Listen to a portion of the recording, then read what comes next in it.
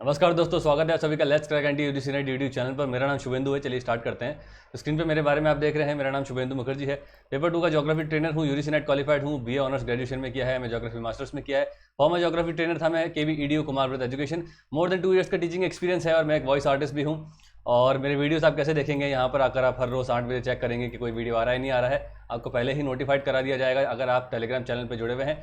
और इसके बाद अगर आपको वीडियोस नहीं मिलते, नोटिफिकेशन नहीं आता है, बेल आइकन दबा रखा है, तो उसका सोल्यूशन ये है कि यहाँ पे चैनल नेम पे जाकर आपको होम पे जाना है। होम पे जाने के बाद प्लेलिस्ट पे जाएंगे और प्लेलिस्ट पे आप मेरा प्लेलिस्ट ढूंढेंगे। ज्योग्राफी के नाम से ये प्लेलिस्ट है बाय शुभेंदु मुखर्जी। यहाँ पे आपको सारे यूजीसी नेट के ज्योग्राफी के वीडियोस मिल जाएंगे जो भी हमने अभी तक कवर किया है। फ्री ऑफ कॉस्ट है, आप देख सकते हैं जाके। सब सिलेबस वाइज हमने कवर किया है और इंटरेक्टिव वे के अंदर कवर किया है, जिससे आपकी विजुअल मेमोरी भी बूस्ट हो जाए। ऑलराइट, इसके अलावा आप मेरे टेलीग्राम चैनल पर जुड़ सकते हैं। चैनल का नाम है शुभेंदु नेट ज्योग्राफी। टेलीग्राम में जाते ही आप जब सर्च करेंगे तो आपको ये चैनल मिल जाएगा, इस चैनल डीपी के साथ। यहाँ पे आपको वीडियोस, पीडीएफ, अपडेट्स मिलेंगे। और इसके अलावा हमारा एक है इंटरेक्टिव टेलीग्राम ग्रुप, जहाँ पे हम लोग डिस्कशन करते हैं। रोज मैं डेली टास्क देता हूँ। एक रिडल मैंने स्टार्ट की है, सेगमेंट स्टार्ट किया है, geography riddles by Shubhendu Mukherjee. एक फोटो होती है, ठीक है, इसमें एक क्वेश्चन होता है, 4 ऑप्शंस होते हैं। फोटो देख के आपको क्वेश्चन करना पड़ता है। तो एक रिडल है, पजल जैसा होता है। आपकी विजुअल मेमोरी बूस्ट होगी, आपको ही फायदा मिलेगा। विजुअल मेमोरी बूस्टर्स मैं देता रहता हूँ, तो ये आप कर सकते हैं इस ग्रुप में अगर आप जुड़ते हैं तो। और इसके अलावा कोई भी डाउट है तो आप पूछ सकते हैं। और अगर आपको इस ग्रुप में जुड़ना है, इंटरेक्टिव टेलीग्राम ग्रुप में, तो आपको पहले ये चैनल ज्वाइन करना है। उसके बाद मुझे इस नंबर पर मैसेज करना है कि सर आप मुझे ऐड कर लीजिए, तो मैं आपको ऐड कर लूँगा। सब लोग इसी तरह से कर रहे हैं। ऑलराइट, बात करते हैं अनअकैडमी के बारे में। इंडिया का लार्जेस्ट ऑनलाइन लर्निंग प्लेटफॉर्म है। इससे जुड़ते हैं तो क्या फायदे मिलते हैं? डेली लाइव क्लासेस मिलती हैं, स्ट्रक्चर्ड कोर्स मिलते हैं, लाइव टेस्ट एंड क्विज जो हम करते हैं वो आपको मिलेगा, और अनलिमिटेड एक्सेस देखने को मिलता है। ऑलराइट, हमारे वीडियो की बात करें तो हमारे वीडियो को इंटरेक्टिव बनाने के लिए, स्टैंड अपार्ट बनाने के लिए और उसे बेहतर बनाने के लिए मैंने कुछ चीज़ें ऐड की है, जैसे रिडल्स जो डेली टास्क में आपको देता हूँ, वहाँ पे मैं इसका सोल्यूशन और डिस्कशन बताऊंगा वीडियो के अंदर। और जो सही आंसर देंगे या रिस्पॉन्सेस देंगे उनका मैं अनाउंसमेंट करूंगा नेम, तो आप फीचर हो सकते हैं मेरी वीडियो के अंदर। इसके अलावा वीडियो के एंड में आपको मिलेगा क्वेश्चन ऑफ द डे, जो आपके लिए एक रिवॉर्ड है। आपने पूरा वीडियो एंड तक देखा। क्वेश्चन ऑफ द डे जो होगा वो भी आपका बेसिकली वही क्वेश्चन होंगे जो बहुत इंपॉर्टेंट है, और उसको एक फन वे के साथ, एक नई अप्रोच के साथ हम लोग कर रहे हैं। और चलिए स्टार्ट करते हैं। ऑलराइट, तो सुबह मैंने आज ये रिडल दिया था और इस रिडल को मैंने ग्रुप में पोस्ट किया था। तो आपको इसको देख के बताना था कि ये किस तरह का क्लाउड है। पिक्चर है, 4 ऑप्शन है। तो काफ़ी सारे लोगों ने इसका जवाब दिया है स्ट्रेटोक्यूमुलस।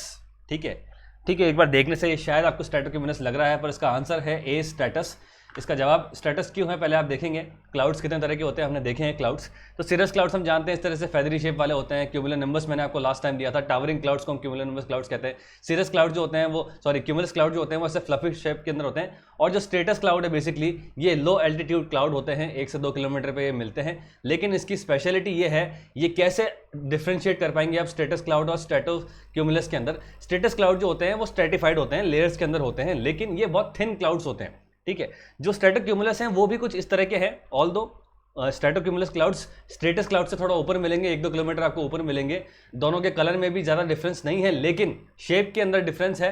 ये जो है वो कंटिन्यूस है, ठीक है। कंटिन्यूस होने के बाद ये पतले पतले हैं, ज़्यादा ये मोटे नहीं हैं, ठीक है। लेकिन जो स्ट्रेटोक्यूमुलस हैं वो कंटिन्यूस नहीं है। पहले बात तो पैच में आपको देखने को मिलेंगे और वो थोड़े फ्लफी होते हैं, ठीक है। जैसे कॉटन होता है हमारा, कॉटन की तरह फ्लफी होते हैं स्ट्रेटोक्यूमुलस क्लाउड्स, ठीक है। तो यहाँ पे आप देखेंगे इस तरह के अगर आप क्लाउड टाइप के अगर मैं फोटो देता तो ये स्ट्रेटोक्यूमुलस क्लाउड्स हैं। ऑल्दो देखो ये लेयर्स में है, ठीक है। जिस तरह से ये भी लेयर के अंदर है, ठीक है, इसी तरह से ये भी लेयर है, लेकिन आप देख सकते हैं ये क्लाउड्स मोटे हैं, पतले नहीं है।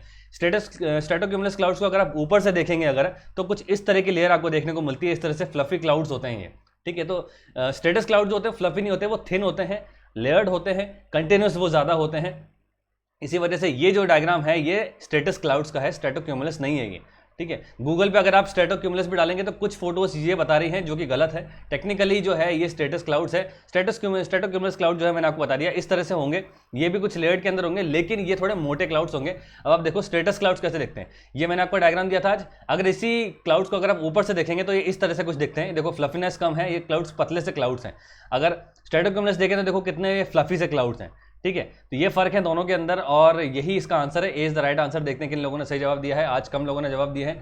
दिलजीत ने गलत दिया है, मेघा ने दिया है गलत। देखो सबने गलत दिया है, मोस्ट प्रोबेबली सबने स्टेटस दिया है। ज्योति ने गलत दिया है, मोइन खान ने गलत दिया है, तन्मय ने गलत दिया है, शुभजीत ने तो पूछा है रिडल कहाँ पर है, ठीक है। फिर उन्होंने सही आंसर दिया है सी, ठीक है। सुष्मिता ने स्ट्रेटोक्यूमुलस दिया है, शबनम मेहता ने भी सी दिया है। एल्टोस्ट्रेटस तो ये होगा ही नहीं, मिड रेंज क्लाउड्स को हम एल्टोस्ट्रेटस क्लाउड कहते हैं, तो जया एल्टोस्ट्रेटस नहीं होगा। इसके अलावा आलिया ने भी सी दिया है, बी एल्टोस्ट्रेटस, महाश्वेता ने दिया है, अलका ने भी एल्टोस्ट्रेटस दिया है। तो ये इसका सही आंसर है स्ट्रेटस।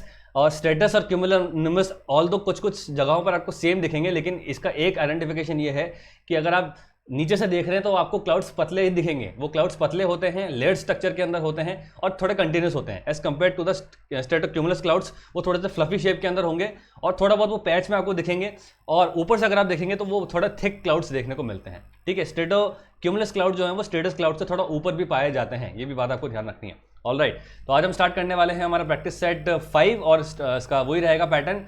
क्वेश्चन आएगा, 20 सेकंड का टाइमर चलेगा, टाइमर के अंदर ही आपको जवाब देना है, उसके बाद मैं आपको एक्सप्लेनेशन दे दूंगा और जहां जरूरत होगी डायग्रामेटिक एक्सप्लेनेशन की वहां भी आपको दिया जाएगा। चलिए स्टार्ट करते हैं। All the best. पहला क्वेश्चन आ रहा है, isochrone is used for joining the places of equal distance. आपको बताना है, बताइए आइसोक्रोन लाइन जो होती हैं वो किन इलाकों के लिए यूज की जाती है। आइसोलाइंस हम इसीलिए यूज करते हैं, हम उन इलाकों को जोड़ सकें जहां पर हमें सेम चीज देखने को मिलती है, ये हमने बहुत बार देखा है। तो आइसोक्रोन किसके लिए होता है बताइए।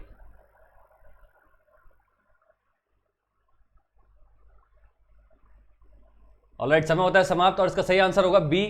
B is the right answer. Isochrone जो है वो इमेजिनरी लाइन है, वो उन इलाकों को जोड़ती है जहां पर सेम ट्रेवल टाइम हमें देखने को मिलता है, यानी कि सेम टाइम लग रहा है। अगर यहां से वहां ए से बी जा रहे हैं, बी से सी जा रहे हैं, सी से डी जा रहे हैं, तो उसको हम कहते हैं आइसोक्रोन लाइन। वो इलाके, वो लाइंस जो उन इलाकों को जोड़ती है जहां पर सेम ट्रेवल टाइम लगता है, उसको हम आइसोक्रोन लाइंस कहते हैं। ठीक है, ये बात आपको ध्यान रखनी है।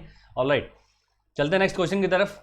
विच among the following is not a major industrial centre. इनमें से क्या कोई मेजर इंडस्ट्रियल सेंटर नहीं है, बताना आपको। टाइमर स्टार्ट करता हूं मैं।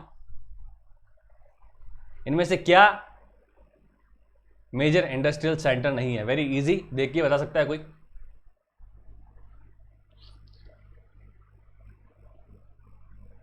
बताइए, ABCD कमेंट कीजिए। ऑलराइट, समय होता है समाप्त और इसका सही आंसर होगा मदुरई। मदुरई कोई मेजर इंडस्ट्रियल सेंटर नहीं है, ऑल्दो एम से मिर्ज़ापुर जरूर आता है। मिर्ज़ापुर एक इंडस्ट्रियल सेंटर है, वहाँ पर कारपेट्स बनते हैं। ठीक है, लेकिन मदुरई नहीं है। बाकी सारे तो ये आप जानते हैं इंडस्ट्रियल सेंटर हैं। कोयम्बटूर अपने आप में एक पोर्ट सिटी है, कोलकाता ऑलरेडी है, मुंबई है, तो मदुरई कुछ ऐसा कोई मेजर इंडस्ट्रियल सेंटर नहीं है। ठीक है, ऑलराइट, चलते हैं नेक्स्ट क्वेश्चन की तरफ।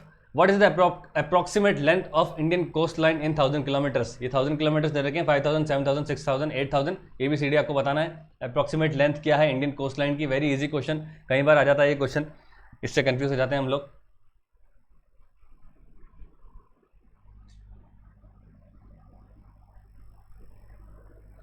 बताइए क्या होगा ABCD।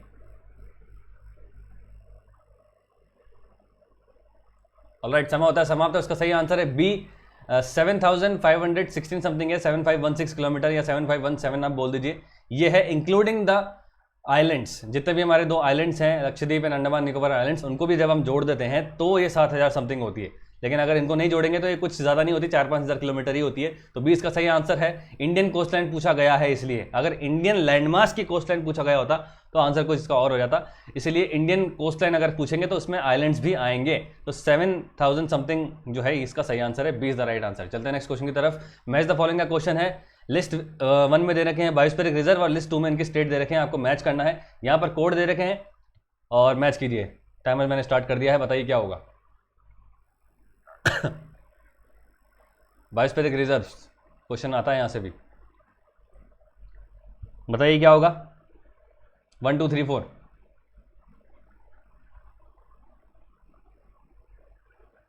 ऑलराइट, समय होता है समाप्त और इसका सही आंसर होगा, देखते हैं, पहले मैच कर लेते हैं। पंचमढ़ी जो है वो मध्य प्रदेश में है, यानी कि A2, यानी कि 4 ही होगा, इसके अलावा कोई ऑप्शन ही नहीं दिख रहा है, तो A2 होगा। उसके बाद सिमलीपाल जो है वो उड़ीसा के अंदर है, B4।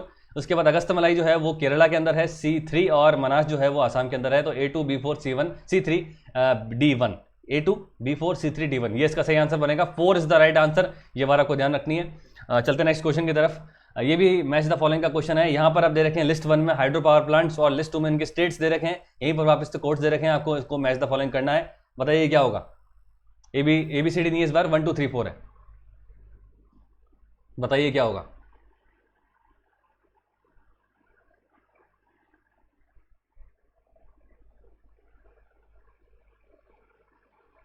कमेंट करिए। ऑलराइट, समय होता है समाप्त और पहले मैच कर लेते हैं। कोपाली हाइडल पावर प्रोजेक्ट जो है वो आसाम के अंदर है, दूल हस्ती जो है वो JNK के अंदर है, और कोयना जो है वो हमारा महाराष्ट्र के अंदर है, और रंग नदी जो है वो अरुणाचल प्रदेश के अंदर है। तो A2 यहाँ पर इकलौता ही है, आप देख सकते हैं 3 इज द राइट आंसर। तो A2, ठीक है। उसके बाद B3 दूल स्थित जम्मू एंड कश्मीर, उसके बाद C कोयना जो है वो महाराष्ट्र के अंदर है, और रंग नदी जो है वो हमारा अरुणाचल प्रदेश के अंदर है। तो 3 इसका सही आंसर बनता है A2, B3, C1, D4, ठीक है। चलते हैं नेक्स्ट क्वेश्चन की तरफ। अदर्शन एंड रीजनिंग का क्वेश्चन आ गया है, इसका पैटर्न वही रहेगा, आप जानते हैं कैसा पैटर्न है इसका। ABCD आएंगे इसके ऑप्शंस, और अदर्शन और रीजनिंग के अंदर आपको लगाना है क्योंकि। तो देखते हैं अदर्शन क्या है। The youthful stage of Davis is marked by V shape valleys. Reason दे रखा है high channel gradient results in valley deepening. 20 second का टाइमर है, बताइए क्या होगा इसका सही answer. ABCD। Youthful stage of Davis is marked by V shape valleys, क्योंकि लगाने के बाद आपको देखना है इसका क्या होगा। ABCD बताइए क्या होगा। ऑलराइट, समय होता है समाप्त, और इसका सही आंसर होगा दोस्तों A। दोनों सही हैं, और A जो R जो है इसको एक्सप्लेन भी कर पा रहा है। यूथफुल स्टेज के अंदर वी शेप वैली इसलिए बनती है क्योंकि चैनल ग्रेडियंट बहुत ज़्यादा होता है, और चैनल ग्रेडियंट जितना ज़्यादा होगा उतनी ही ज़्यादा वेलोसिटी से जो है वो रिवर्स डाउन द हिल आएंगी, और जितनी वेलोसिटी उससे वो डाउन द हिल आएंगी तो उतना ज़्यादा वैली डीपनिंग होती है। तो यूथफुल स्टेज के अंदर क्या हो रहा है, रिवर जो है माउंटेन से नीचे आ रही है। माउंटेन से जब नीचे आती है तो वैसे भी वहाँ पर चैनल ग्रेडियंट बहुत ज़्यादा है, काइनेटिक एनर्जी बहुत ज़्यादा है रिवर्स की, इसी वजह से यहाँ पर आपको वैली डीपनिंग देखने को मिलेगी। तो सही है इसका answer, A is the right answer. Both A and R are true, R explains A। Alright, चलते हैं नेक्स्ट क्वेश्चन की तरफ। ये भी अदर्शन रीजनिंग का क्वेश्चन है। रीजन दे रखा है, अदर्शन दे रखा है meanders are commonly formed in the mature stage। Reason दे रखा है kinetic energy of the river flow is increased in this stage. बताइए क्या होगा, क्या होगा इसका सही आंसर बताइए।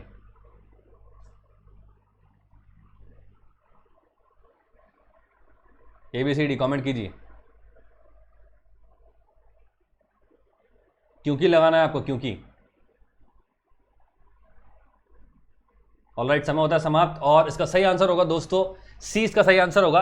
मियंडर्स डेफिनेटली बनते हैं, ये हम जानते हैं कि मियंडर्स बनते हैं मेच्योर स्टेज के अंदर। मियंडर्स कैसे होते हैं मैं आपको बता दूंगा कि ऐसे मियंडरिक प्लेटफॉर्म बनते हैं। जब एक वेवी प्लेटफॉर्म जब बनाती है रिवर, जब उसकी काइनेटिक एनर्जी जो है वो कम हो जाती है, तो फिर वो क्या होता है, जब लैंड एरिया में जब वो आती है, मैदानी इलाकों में जब वो आती है, तो वहाँ पर लेटरल इरोजन देखने को मिलता है as compared to the valley deepening. जब नदियाँ जो है वो मैदानी इलाकों में आ जाती है, तो जब वो मैदानी इलाकों में आती है तो वहाँ पर ऑलरेडी जो है रिवर की स्पीड थोड़ी कम है, तो वहाँ पर वो मियंडर्स बनाती है, जिसको हम डिटेल में पढ़ेंगे आराम से, मियंडर्स का पूरा कितने तरह के मियंडर्स होते हैं, ठीक है। तो मैदानी इलाकों में जब मियंडर्स बन रहे हैं तो काइनेटिक एनर्जी जो है वो कभी भी इंक्रीज नहीं हो सकती। काइनेटिक एनर्जी जो इंक्रीज होती है उल्टा वो डिक्रीज हो जाती है। जब मियंडरिंग स्टेज आ जाती है रिवर की तो वहाँ पर वो डिक्रीज हो जाती है, इसलिए जो R है वो गलत है और A सही है, तो इसलिए C इसका सही आंसर होगा। चलते हैं नेक्स्ट क्वेश्चन की तरफ। ये भी अदर्शन रीजनिंग का क्वेश्चन है। अदर्शन है, in the old stage of Davis cycle potential and the kinetic energy is reduced considerably, और रीजन दे रखा है erosion can not occur beyond base level. बताना है आपको उसका क्या आंसर होगा। ABCD बताइए।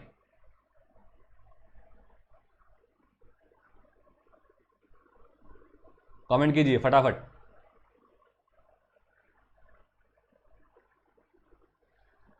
अदर्शन रीजनिंग के क्वेश्चन को दोस्तों आपको इस तरह से सॉल्व करना है क्योंकि लगाकर।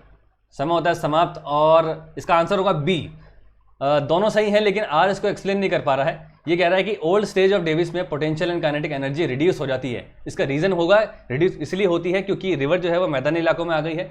मैदानी इलाकों में आ गई है तो चैनल ग्रेडियंट जो है वो अब रिड्यूस हो गया है, वो जेंटल हो गया है, और जेंटल होने की वजह से जो रिवर की स्पीड है, ठीक है, वो कम है, ठीक है। रीजन इसका यहाँ पर दे रखा है erosion can not occur beyond base level. ये बात सही है, बेस लेवल के बाद इरोजन नहीं होता है, ये बात आपको ध्यान रखनी है। रिवर जो है सिर्फ बेस लेवल तक ही कर पाती है इरोजन, इसके अलावा इरोजन नहीं कर पाती है, ठीक है। तो इसका ये रीजन नहीं होता है, इसी वजह से दोनों सही है लेकिन R इसको एक्सप्लेन नहीं कर पा रहा है, इसलिए B इसका सही आंसर होगा। B is the right answer. चलते हैं नेक्स्ट क्वेश्चन की तरफ। Alright, Davis was American climatologist while Walter पैंक was. आपको बताना है क्या होगा। कई बार यहाँ से कंट्रीज से पूछा जाता है क्वेश्चन, ये इस तरह का क्वेश्चन थॉट में आपको देखने को मिलेगा कि जोग्राफर्स के कंट्रीज, जोग्राफर्स के कंट्रीब्यूशन या उनके बुक से क्वेश्चंस आते हैं। तो डेविस जो है वो अमेरिकन थे, ठीक है, और जो पैंक हैं वो आपको बताना है कौन से कंट्रीज के हैं। ABCDE 5 ऑप्शन है इस बार, बताइए क्या होगा। ऑलराइट, समय होता है समाप्त, और इसका सही आंसर है E। वॉल्टर पैंक जो थे वो जर्मन थे, इनके पिताजी जो थे वो भी जर्मन थे, ठीक है। एल्बर्ट पैंक जो थे वो भी जर्मन थे, तो जर्मन है ये, और इन्होंने ही अपना एक स्लोप रिप्लेसमेंट थ्योरी दी है, ये बात आपको ध्यान रखनी है। Alright, next question. Polar fronts are form due to the convergence of, आपको बताना है पोलर फ्रंट जो है जो बनते हैं वो किन दो विंड्स के कन्वर्जेंस से बनते हैं। टाइमर मैंने स्टार्ट कर दिया, ABCD बताइए क्या होगा।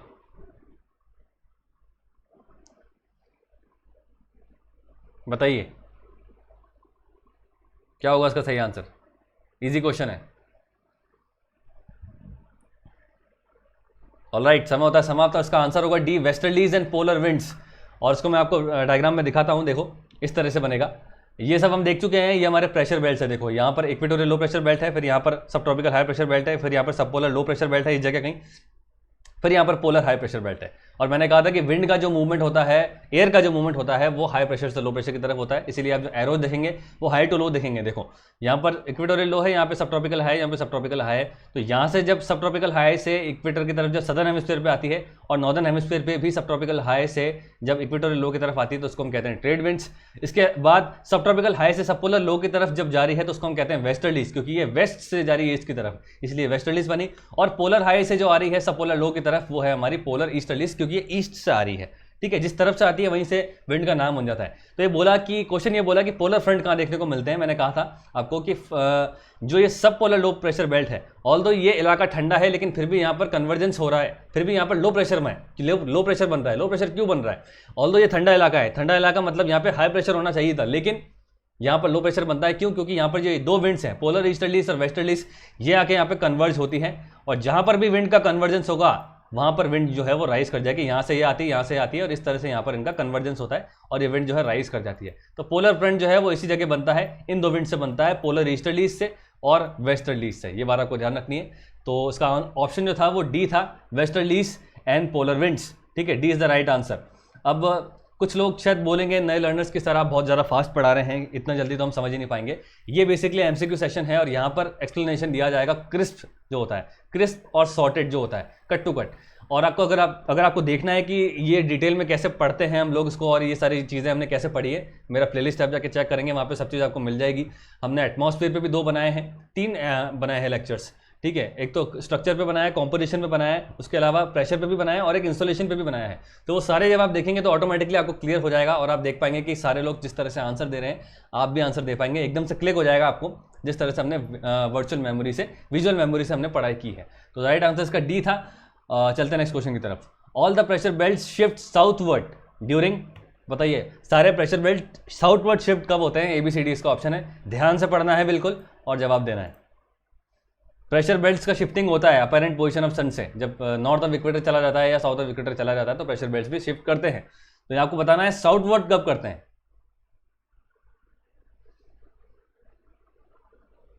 ऑलराइट, समय होता है समाप्त। उसका सही आंसर है C, winter solstice north. Winter solstice north मतलब नॉर्दर्न हेमिस्फीयर पे सर्दियों का मौसम आ गया है। सर्दियों का मौसम आ गया मतलब वहां से सन चला गया है नॉर्दर्न हेमिस्फीयर से। सन कहां पर है? सन है इक्वेटर के नीचे। अगर नॉर्दर्न हेमिस्फीयर पे विंटर सॉल्स्टिस आया है तो सदर्न हेमिस्फीयर पे क्या है? समर सॉल्स्टिस है। ठीक है, जो कि 21 दिसंबर है, 21 या 22 दिसंबर है। तो सदर्न हेमिस्फीयर पे जब समर सॉल्स्टिस आया है यानी कि सन अब इक्वेटर के नीचे चला गया है तो प्रेशर बेल्ट्स भी इक्वेटर के नीचे चली जाती है, यानी कि उनका मूवमेंट में साउथवर्ड हो जाता है। सन की अपैरेंट मूवमेंट से प्रेशर बेल्ट शिफ्ट करती है। प्रेशर बेल्ट्स नॉर्थवर्ड कब जाएगी? जब सन की apparent position tropic of cancer पे आ जाएगी। ठीक है, तो प्रेशर बेल्ट भी ऊपर चली जाएंगी। जब सन ट्रॉपिक ऑफ कैप्रिकॉर्न पे आ जाएगा तो प्रेशर बेल्ट नीचे चली जाती है, इसलिए विंटर सॉल्स्टिस नॉर्थ होगा इसका सही आंसर। ऑल्दो मैंने डायरेक्टली यहाँ पे नहीं लिखा समर सॉल्स्टिस साउथ, मैंने विंटर सॉल्स्टिस नॉर्थ लिखा है ताकि आप बता पाएंगे अगर विंटर सॉल्स्टिस नॉर्थ है तो नीचे क्या होगा। विंटर सॉल्स्टिस साउथ नहीं हो सकता, बिल्कुल भी नहीं हो सकता। समर सॉल्स्टिस नॉर्थ भी नहीं हो सकता, क्योंकि समर सॉल्स्टिस नॉर्थ का मतलब सन जो है वो अभी ट्रॉपिक ऑफ कैंसर पर है। विंटर सॉल्स्टिस साउथ का मतलब भी यही है, सन ट्रॉपिक ऑफ कैंसर पर है। लेकिन विंटर सॉल्स्टिस नॉर्थ का मतलब यह है कि सन जो है ट्रॉपिक ऑफ कैप्रिकॉर्न पर है। ठीक है, चलते हैं नेक्स्ट क्वेश्चन की तरफ। आइडेंटिफाई करिए कोपेन्स क्लाइमेटिक टाइप जहां पर इवेपोरेशन एक्सीड करता है प्रेसिपिटेशन। बताइए क्या होगा इसका सही आंसर। ऐसा कौन सा हमने टाइप पढ़ा था कोपेन के अंदर जहां पर हमने बात की थी कि वो क्लाइमेटिक टाइप जहां पर इवेपोरेशन एक्सीड्स प्रेसिपिटेशन, इवेपोरेशन ज्यादा होता है और प्रेसिपिटेशन कम होता है। कौन सा क्लाइमेटिक टाइप है वो बताइए इनमें से। ABCD कमेंट कीजिए फटाफट। ऑलराइट, समय होता है समाप्त और इसका आंसर है 4 नन ऑफ दीज, इनमें से कुछ भी नहीं है। ठीक है, B is the right answer. B type जो था वो हमने देखा था वो है हमारा। ठीक है, ये बात आपको ध्यान रखनी है। तो B is the right answer. ठीक है, ये हमने पढ़ा था। बी टाइप ऑफ क्लाइमेट जो है वो आप देख सकते हैं यहाँ पर इस तरह के क्लाइमेट हैं, वो सब ट्रॉपिकल हाई वाले जो इलाके हैं वहाँ पर आपको देखने को मिलेगा। यहाँ पर क्यों विंड डिसेंड कर रही है, जहाँ पर विंड डिसेंड करती है, सिंक करती है यहाँ पर विंड, वहाँ पर एटमॉस्फेरिक स्टेबिलिटी देखने को मिलती है। और इसी इलाकों में आप देखेंगे कि इवेपोरेशन ज़्यादा होता है, प्रेसिपिटेशन कम होता है, एटमॉस्फेरिक स्टेबिलिटी देखने को मिलती है। तो B type of climate is the right answer, ये हमने देख लिया था। Alright, next question, the climate having the average temperature of the warmest month below 0 degrees, आपको बताना है इनमें से कौन सा ऐसा क्लाइमेटिक टाइप है जहां पर वार्मेस्ट मंथ में टेम्परेचर 0 डिग्री से कम रहता है। वार्मेस्ट मंथ में भी, यानी कि गर्मियों में भी टेम्परेचर 0 से कम है, ऐसा कौन सा क्लाइमेटिक टाइप है वो बताइए। वार्मेस्ट मंथ का टेम्परेचर बिलो 0 डिग्री सेल्सियस कौन सा होगा बताइए। ये सब हम पढ़ चुके हैं। ऑलराइट, समय होता है समाप्त और इसका सही आंसर है B, E F is the right answer. ये ई जो है वो पोलर है, एफ मतलब फ्रोजन है, परमानेंटली स्नो कवर्ड जो होते हैं वो हमने देखा था। पोलर टाइप के क्लाइमेट जो होते हैं वो दो तरह के होते हैं, आप देखेंगे ई टी होता है और एक ई एफ होता है। ई एफ वो है जिसका पूरे साल जो टेम्परेचर है वो 0 डिग्री से कम, आप देख सकते हैं ये जो लाइन है ये टेम्परेचर की ही लाइन है और ये आप देख सकते हैं ये मंथ्स है, तो 0 डिग्री से नीचे पूरे साल इसका टेम्परेचर रहता है। ये ई एफ टाइप ऑफ क्लाइमेट है। लेकिन ई टी वो होते हैं जिसमें वो क्लाइमेटिक सब टाइप ई का जहां पर कुछ मंथ्स में यानी कि जून जुलाई अगस्त में टेम्परेचर 0 से ऊपर जाता है लेकिन 10 डिग्री से कम रहता है। ठीक है, ये बात आपको ध्यान रखिए। तो इसको हम कहते हैं ई टी पोलर टुंड्रा, और यहाँ पर होगा ये पोलर फ्रोजन क्लाइमेट। ठीक है, ये बात आपको ध्यान रखनी। तो इसका आंसर था नन ऑफ दीस, नहीं, इसका आंसर है B, E F type of climate. ठीक है, ऑलराइट, चलते हैं नेक्स्ट क्वेश्चन की तरफ। Which among the following is not a component of climatic system, आपको बताना है इनमें से क्या क्लाइमेटिक सिस्टम का कंपोनेंट नहीं है, आपको बताना है। बताइए क्या होगा।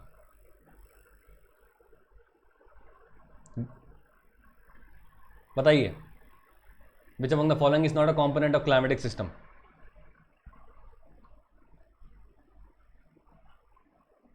ऑलराइट, समय होता है समाप्त और इसका सही आंसर होगा सी, होमोस्फीयर। हाइड्रोस्फीयर हम जानते हैं यहाँ से इवेपोरेशन होता है, वाटर साइकिल में इन्वॉल्व है। क्रायोस्फीयर जो है वो बेसिकली अर्थ के उस लैंड एरिया को कहा जाता है जहाँ पर वाटर जो है वो फ्रोजन एरिया में स्टोर्ड है, यानी कि वो इलाके जहाँ पर ग्लेशियर्स हैं, मोटा मोटा कहा जाए देसी भाषा में कि वो इलाके जहाँ पर ग्लेशियर्स हैं, जहाँ पर फ्रेश वाटर जो है वो स्नो कवर्ड एरिया के अंदर है या फ्रेश वाटर जो है वो फ्रोजन फॉर्म के अंदर है, उसको हम कहते हैं क्रायोस्फीयर। आपका टॉपिक भी है हिमालयन क्रायोस्फीयर, इसको हम देखेंगे इंडियन ज्योग्राफी के अंदर। और ये भी इन्वॉल्व है क्योंकि यहाँ से ग्लेशियर भी आ रहा है, ग्लेशियर की मेल्टिंग भी हो रही है, ये एल्बिडो के अंदर भी इन्वॉल्व है। इसके अलावा लिथोस्फीयर हम जानते हैं भाई, लिथोस्फीयर भी इन्वॉल्व है, यहाँ से भी इवेपोरेशन होता है, सारी वेदर एक्टिविटीज होती है। होमोस्फीयर क्यों नहीं होगा, क्योंकि होमोस्फीयर में basically troposphere, stratosphere, mesosphere 3 layer आ रही है, लेकिन सारी वेदर एक्टिविटीज जो है वो ट्रोपोस्फीयर तक ही सीमित है, ये बात आप जानते हैं। क्लाइमेटिक एक्टिविटी जो है सिर्फ ट्रोपोस्फीयर तक सिस्टम सीमित है, तो होमोस्फीयर इसमें नहीं होगा। Homosphere is the odd one out here. ठीक है, ये बात को ध्यान रखनी है। ये होमोस्फीयर और हेट्रोस्फीयर हमने जब एटमॉस्फेयर पढ़ा था तो उसका हमने केमिकल क्लासिफिकेशन देखा था। होमोस्फीयर वो जोन है एटमॉस्फेयर की जहां पर इंटरमिक्सिंग ऑफ गैसेस यूनिफॉर्म है, और हेट्रोस्फीयर वो है लास्ट की 2 लेयर्स जहां पर इंटरमिक्सिंग जो है वो यूनिफॉर्म नहीं है। लेकिन एक कैच इसके अंदर ये है कि भाई सारी वेदर एक्टिविटीज जो होती है वो सिर्फ ट्रोपोस्फीयर में होती है, इसीलिए C is not the right answer. C जो होगा इसी का आंसर बन जाएगा, कंपोनेंट नहीं है ये क्लाइमेटिक सिस्टम का। चलते हैं नेक्स्ट क्वेश्चन की तरफ। Which among the following is not a natural cause of global warming, आपको बताना है। बताइए, टाइम स्टार्ट करता हूं मैं। Which of the following is not a natural cause of global warming.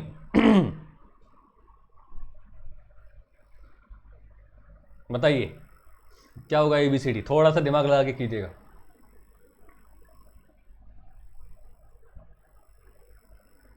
Alright, समय होता है समाप्त और इसका सही आंसर है डी, एरोजोल एमिशंस। ये सारे जो आप देख रहे हैं, tilt of the earth, continental drift और ओशनिक करंट, ये सब नेचुरल हैं। ठीक है, ठीक है, कहीं ना कहीं ये इन्वॉल्व होंगे, लेकिन यहाँ पे बात की गई है नेचुरल के बारे में। तो एरोजोल एमिशन जो है वो मैनमेड है। जो भी हम फ्यूल यूज करते हैं, जो भी फॉसिल फ्यूल्स हम यूज कर रहे हैं, उनकी बर्निंग से एरोजोल निकलते हैं। तो एरोजोल एमिशन जो है वो मैनमेड है, एंथ्रोपोजेनिक है, इसी वजह से यहाँ पर नहीं आएगा। इसीलिए मैंने कहा था कि क्वेश्चन ध्यान से पढ़िए, यहाँ पे लिखा हुआ है नेचुरल कॉज क्या है। तो नेचुरल तो ये अननेचुरल है, ये मैनमेड है, तो सीधे सीधे यही हो जाएगा। ये बात आपको ध्यान रखनी है। इसमें पूछा गया था कि नेचुरल क्या नहीं है, सॉरी, तो नेचुरल एरोजोल एमिशंस होते ही नहीं है, एरोजोल एमिशन सिर्फ और सिर्फ मैनमेड होते हैं, इसी वजह से आंसर होगा D is the right answer. चलते हैं नेक्स्ट क्वेश्चन की तरफ। Which among the following is not a green house gas, आपको बताना है। बताइए क्या होगा, इनमें से क्या ग्रीन हाउस गैस नहीं है।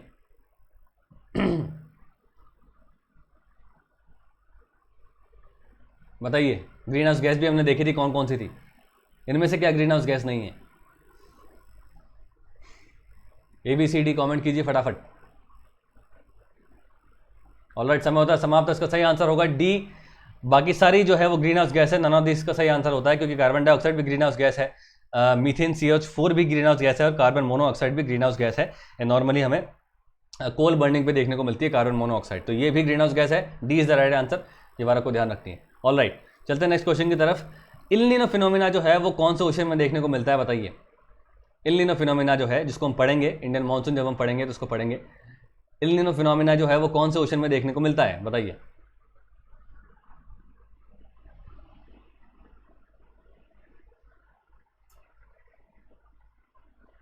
कमेंट कीजिए फटाफट, ABCD क्या होगा।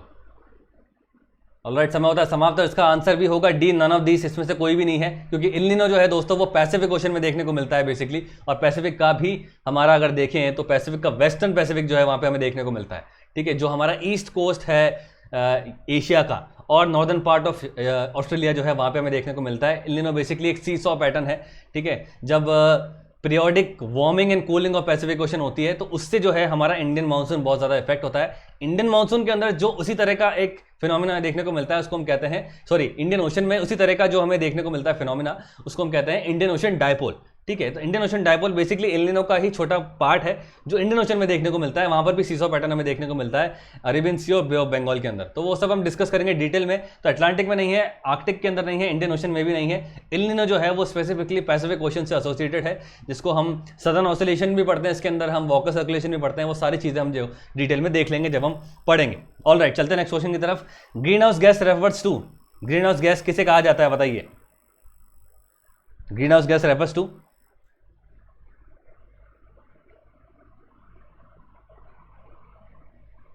कुछ क्वालिटीज दे रखी है, बताइए क्या होगा। ABCD, कमेंट कीजिए फटाफट। Green house gas refers to. Alright, समय होता है समाप्त और इसका सही आंसर होगा B, ability of certain gases to trap atmospheric heat, उसी को ही हम ग्रीन हाउस इफेक्ट कहते हैं। सॉरी, मैंने गलत पढ़ लिया था, green house effect refers to था ये, बेसिकली पढ़ने में ग्रीन हाउस गैस आ गया। तो क्वेश्चन था green house effect refers to क्या होता है। तो इसका मतलब था कि इसमें 4 ऑप्शन दे रखे थे कि भाई स्कैटरिंग या वाटर वेपर के बारे में कुछ कह रखा था, पर इसका जो मोस्ट अप्रोप्रिएट आंसर है वो ये है कि ग्रीन हाउस इफेक्ट जो है वो बेसिकली क्या है, सर्टेन गैसेस अर्थ की रेडिएटेड हीट को अपने अंदर ट्रैप कर लेती है और इनकमिंग सोलर रेडिएशंस को भी ट्रैप कर लेती है, जिसकी वजह से अर्थ का पूरा ओवरऑल टेम्परेचर जो है वो मेंटेन रहता है, रेगुलेटेड रहता है और वो कभी माइनस में नहीं जाता। इसी को ग्रीन हाउस इफेक्ट कहते हैं। ये सब हमने पढ़ा है, आप जानते हैं। तो ये हमने देख लिया कुछ क्वेश्चंस और आज हम देखने वाले हैं क्वेश्चन ऑफ द डे। उससे पहले हम देखेंगे last question of the day. ये मैंने आपको क्वेश्चन दिया था, मैप था और उसके अंदर कुछ रिवर्स थे, रिवर्स के ऊपर मैंने डैम प्लेस कर दिए थे, आपको बताना था कि कौन से रिवर पे कौन सा डैम है, ठीक है। काफ़ी लोगों ने आंसर दिए, मुझे अच्छा लगा, मैंने जो आपको बोला था आपने उसको किया भी है, काफ़ी लोगों ने आंसर दिए हैं, विच इज़ वेरी गुड। इसी को मेंटेन करिए, ठीक है। देखते हैं यहाँ पर कौन सा है। ये बेसिकली सतलज रिवर पर हमें देखने को मिलता है भाखरा नागल डैम। उसके बाद यहाँ पर चंबल पे है कोटा बराज, ठीक है। नर्मदा पे है सरदार सरोवर, उसके बाद गोदावरी पे है परवारा डैम, ठीक है। इसके अलावा सोन रिवर पे जो है वो है रिहांड डैम, ठीक है। उसके अलावा कृष्णा रिवर पर है हमारा नागार्जुन सागर, महानदी पे हीराकुंड डैम है और कावेरी रिवर पर है हमारा मेतुर डैम, ठीक है। तो ये डैम्स के नेम आप देख सकते हैं, ये भाखरा नागल हो गया, ये कोटा बराज हो गया, ये सरदार सरोवर हो गया, ये हमारा रिहांड हो गया और ये हमारा परवार हो गया, परवारा डैम, ठीक है। महानदी में हीराकुंड हो गया। उसके अलावा कृष्णा पे हो गया हमारा नागार्जुन सागर, जो बार बार क्वेश्चन आता है इसका, और कावेरी पे हो गया हमारा मेतुर डैम। इसके अलावा और भी डैम्स है जिसको हम बाद में कभी कवर कर लेंगे। ये तो मैंने कुछ 5-6 आपको डैम्स दिए हैं ताकि आप कर पाएं इसको आराम से। बात करते हैं आज के क्वेश्चन ऑफ द डे के बारे में। ये भी मैप बेस्ड क्वेश्चन है और ये बेसिकली क्या किया है मैंने, इंडिया के मैप पर कुछ बायोस्फीरिक रिजर्व प्लेस कर दिए हैं। आपको इसमें से आइडेंटिफाई करना है कौन से स्टेट में कौन सा बायोस्फीरिक रिजर्व है। हर स्टेट के अंदर मैंने एक डेल्टा लगा दिया है। क्वेश्चन यही है, आइडेंटिफाई कीजिए कौन से स्टेट में कौन सा है। सैंपल आंसर आप स्टेट नेम लिखेंगे पहले, उसके बाद बायोस्फीरिक रिजर्व का नाम लिखेंगे। जैसे गुजरात है, गुजरात लिख के उसके बायोस्फीरिक रिजर्व का नाम लिखेंगे। अगर मध्य प्रदेश है तो मध्य प्रदेश लिख के उसके बायोस्फीरिक रिजर्व का नाम लिखेंगे। इस तरह से आपको कुछ करना है। इसके अलावा भी बायोस्फीरिक रिजर्व हैं, ये सारे जो हैं मैंने प्लेस नहीं किए हैं, ये कुछ लिमिटेड किए हैं, कुछ 33-35 बायोस्फीरिक रिजर्व हैं हमारे।